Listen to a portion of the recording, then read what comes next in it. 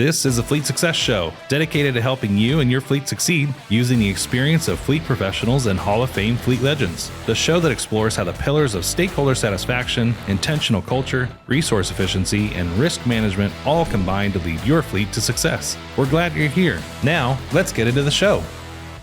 All right, welcome back for another episode of the Fleet Success Show with your hosts, Josh Turley, Steve Saltzgiver. Hey there, it's been a while. I feel like you don't need an introduction. But for any of our listeners who somehow skipped over the first 100 episodes or have never, maybe they're new to fleet or something, give me like the brief 30-second rundown of the legendary Steve Saltzgiver. Automotive Fleet Magazine, Government Fleet called me the fixer of fleets. So that's kind of in a nutshell what I am. I've worked in probably half a dozen fleets in my career, taken them from pretty poor to functioning. I think that's probably my claim to fame, how I got into the Hall of Fame, how I became Legendary Achievement Award winner. Worked in almost every discipline, everything from transit to school bus to city to state to private. So, I've managed fleets in all different channels, areas. So that helps, I guess, in my career. I even built trucks when I started, so I did that too. Man, so I even sold cars. So. Sold cars, bought cars, you did a full cycle. Been over the mark, all over the place, yeah. If I remember, so state of Utah, state of Georgia, Republic, and Coca-Cola. And Coca-Cola were like the big four, but obviously like West Jordan City and several others along the way. Southern, what was the other one? The university? Were you in a university? No, Utah Transit. Transit, there Utah we go. Transit Authority. Okay. Although I was over the University of Utah. All right. When I was at the state of Utah. And the state of Georgia. You were over University of Georgia? Yeah. Wow, in Athens, nice. So you've been around. And one of the things that I know, I've been here at RTA, 20 years. There's just a lot of fun stories, right? And I get a chance, part of our onboarding here at RTA that I've kind of shifted around is I get the opportunity to meet with all of our new hires and I tell them like the story so far. Here's where we've been. Here's, like when I took over and all the stuff we went through, and here's where we're going, right? But it's really fun to kind of rehash some of the old horror stories and, oh man, you would not believe the time that this happened. And you kind of see their eyes light up a little bit like, what? You did that? Or you went through that? And I know there's a lot of fleet managers out there who have these kind of stories and they're epic. You listen to them, you're like, oh my gosh, that's so cool, or that's crazy. But I know you got some stories. We've shared some of them in the Fleet Success Playbook. I've heard some of them on the podcast, but we thought it would be fun to kind of go through and be like, wow, what is somebody who's, a career spanning like yours, some of your favorite stories from fleet, horror stories, just like you wouldn't believe the stuff that I've seen kind of stories, the things that you just look back on, you're like, that was actually really funny.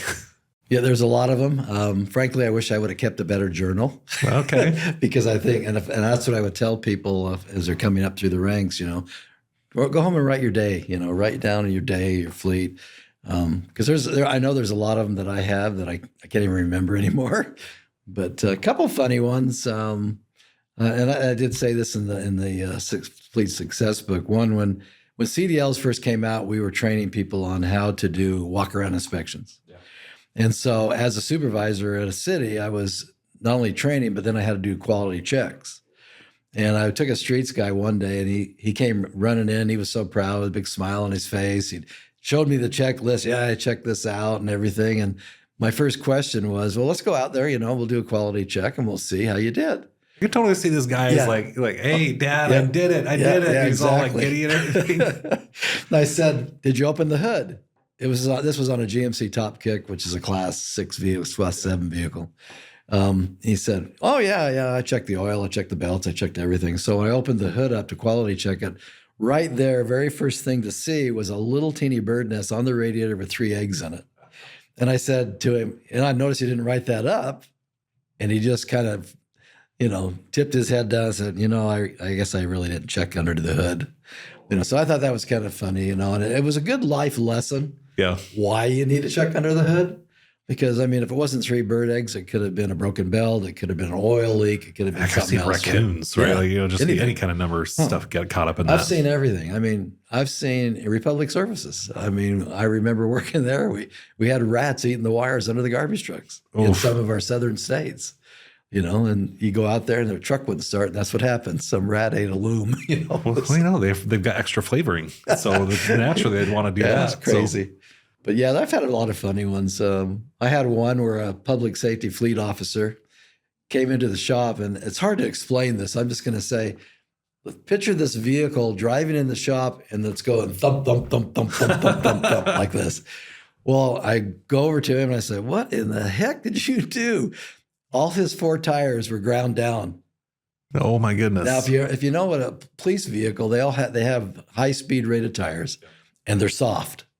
Well, he was trying to go 100 miles an hour to get up to top speed out on a real rural road, and a deer ran in front of him. So he just slammed on the brakes, and he ground off the tires flat. Oh, my goodness. Yeah, so that was pretty funny, but inexpensive. Oh, for sure. Tires, those are Goodyear high-speed rated tires.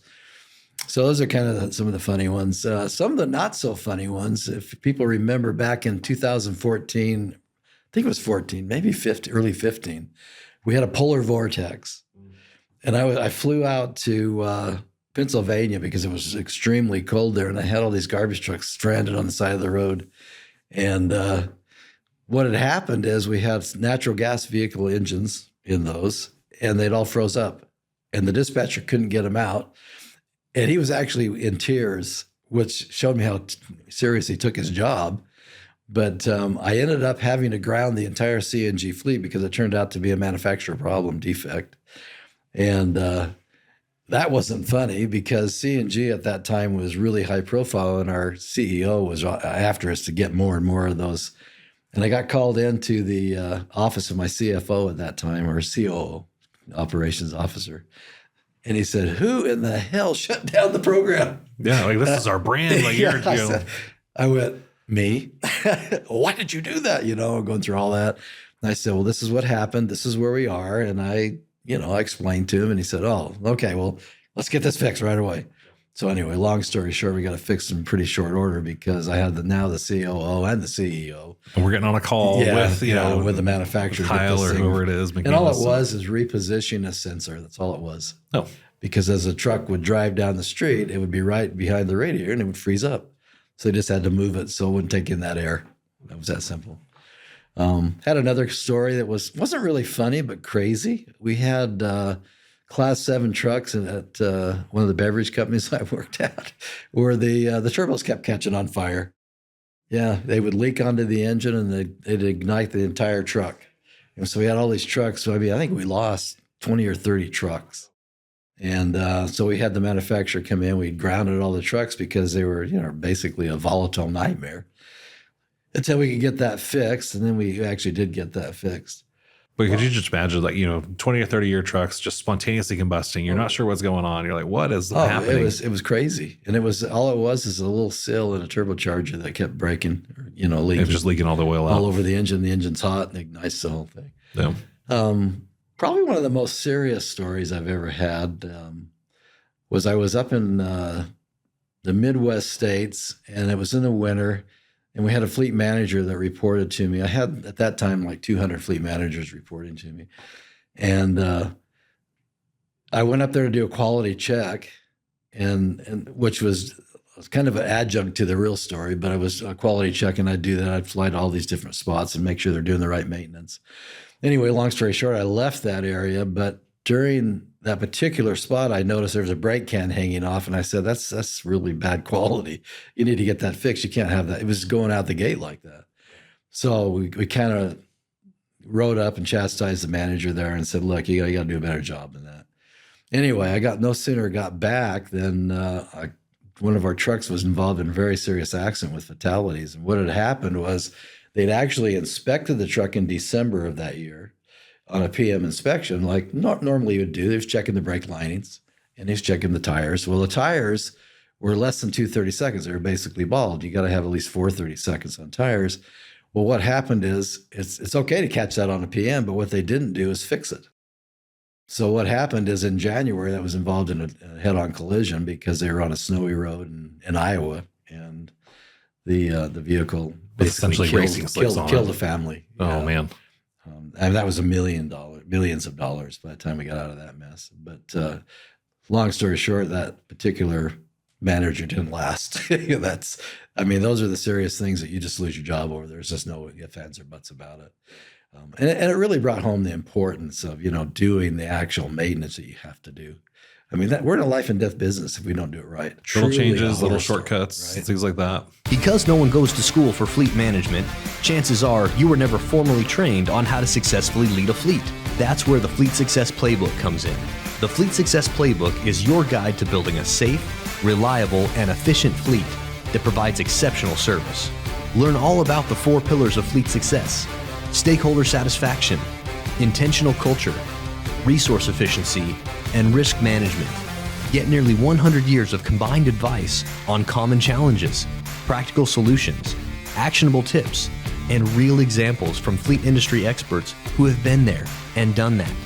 Visit www.fleetsuccessplaybook.com to request your free copy today. I remember you told a story about the tie rod. In very similar situation could have happened, right? Because that happened to me. Yeah. Yeah. I'm very cautious when it comes to those kind of things. Especially when you're working on heavy duty equipment. The tie rod was on a bus, thousands of pounds, that can do a lot of damage to a small car. All of a sudden you can't steer, because the tie rod popped out. And your one tire's going over here, the other one's going straight. Hopefully it'll just stop. In that particular case, it actually stopped into the curb. So it actually would work to my advantage. But if that would have harmed anybody, I would have lost my job over that. Because I'd actually screwed on the nut. And I asked the guy that followed me on swing shift, you need to torque that nut. He got busy, didn't do it. Both of us got in trouble. Taught me 2 lessons. One is you don't not finish a job. And the other lesson is don't depend on the guy that's following you to do what you told him to do. So other things, if you're in the garbage disposal business, garbage trucks burn up all the time. That's a common occurrence. Hot load coming in. Yeah, they'll get caustic, acid, base garbage loads, and you got hoppers on fire. Had CNG garbage trucks burning up and blowing up all the time. That happened. Well, I shouldn't say all the time, but it happened occasionally. Gosh, there was so many crazy things that happen. When you're in this business, it's like, if nothing's crazy happened, you're not doing it right. Probably not. Yeah, it's not. You're not paying really attention. Crazy. So that's what I tell people is make sure you record it and, sit back, think about it, laugh at it if you can, if it's a funny story. Those are the things that get you actually through life and the other difficulties that you have when you learn from it what you need to learn from it. Yeah. But otherwise, hey, you survived it and be proud of that. Be happy with that. And that I would say, take responsibility if it's your responsibility. I don't shy from it. Yeah, I shared a couple instances where I screwed up. I took responsibility for it, thankfully, and people appreciate that. Your boss, if you come out and ask you who did that, and you say me, point a finger at me, I did it, then they're usually a lot easier on you. It depends on how serious the issue is, but they want someone that admits to it and doesn't give them a bunch of excuses of why it happened. So I've always learned that was something that I could easily do, and it taught me a lot in life. This, and we've talked a little bit about it. I've walked away from jobs where I've had bad management. That in itself is another story, a personal story. I worked at a place for 15 years, had 5 kids, a mortgage, and a car payment, and didn't like my boss and left that quick. Just jumped. Wow. Went home. My wife said, "What in the hell? What did you do?" And now that's how I ended up selling cars. Actually, no, I ended up walking down the street and started selling cars. But whatever it took to get the job done. Yeah, right? whatever it took to keep my family. Interestingly, we didn't lose our house or car or go bankrupt. So I was very blessed during that time. But it taught me the importance. That was actually, of all the moves I've ever made, that story has made my career. And it's interestingly, that kind of a tragedy. And all it was is I was working for a guy. I had decided to go graveyard shift because I wanted to supervise the night crew so that I could go back to the University of Utah and get my degree in business. That's all it was. And I kept getting blamed for everything that happened. My crew was blamed for this and blamed for that. And we were, we actually were vindicated several times by other people. So it wasn't really us anyway. One story was a guy was stealing money out of the fare boxes in the buses, and they kept, that's that graveyard shift. They're prying open the fare box with screwdrivers and they're taking all the money. Long story short, I kept saying, no, I'm with these guys all night. They're not doing that. And it turned out it was actually the guy that takes the money out of the fare boxes that was stealing the money. The one that had the opportunity and the and the means and go figure. Yeah. So anyway, there were so many of those stories, and after a while I'm going, okay, I'm not working here with this guy anymore.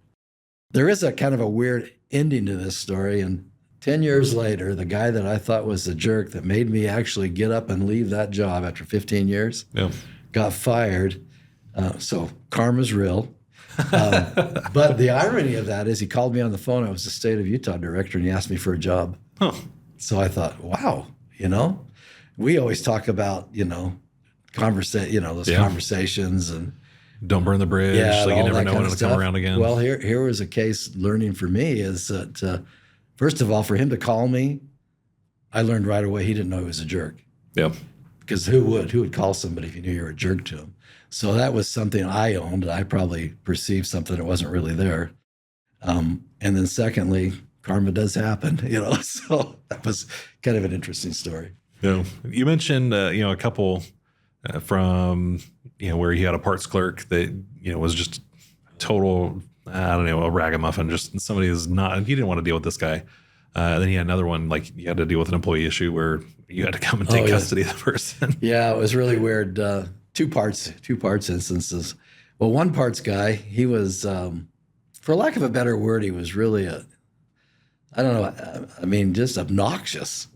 Our mechanics would come to me almost every day saying, this guy is not he's not giving me the parts. We got productivity issues because I can't get parts. And it was just stupid stuff like people would go there and they would ask for a part, but if they didn't ask using the right vernacular or the right name, he'd say we didn't have it. One instance I was telling you earlier was a guy went up there to get some of that wire that you could wire something together. And they asked for some wire, and he said, I don't have any wire. And the mechanic was looking over the counter saying, it's right there behind you. Give me that wire. We don't have any wire. And he finally, after about 10 minutes of that, he turns around and he says, oh, you mean the mechanic wire? Because that was the real name for it, right, on the reel. Just dumb stuff like that. Kind of like a baling wire type thing. Yeah, you can't say baling wire. No, not in the shop. Yeah. But one day, that one of the mechanics just got fed up with him and threw a starter at him. And luckily, it didn't hit him in the head or anything and cause some severe damage or injury. Well, the mechanic's lucky because I've had other stories where I'm not going to name who it was, but somebody I know very well, right, goes and grabs a freezer or a burrito out of the fridge and chucks it at somebody else. Police get called. He gets arrested for battery. Yeah, because that burrito could have been frozen. And if he had hit her head, then it could have killed her. Yeah. So it was like attempted murder with the burrito. And I'm like, you told me the story about the starter, and that was the first thing I thought of was, whoa, that's actually really serious. Yeah, it is serious. You get hit in the head with that, like you might not wake up. Yeah. So the other part story I have that was really crazy is I got called by the police to come pick up a parts employee at my lunch break. The parts employee had gone out Christmas shopping and got arrested for stealing a TV at a large department store. Oh, man. That would not have been an issue for me. The only issue for me is that parts person was wearing the jacket with the logo of the city on it. Whoops. That I work for, and so that became a real issue.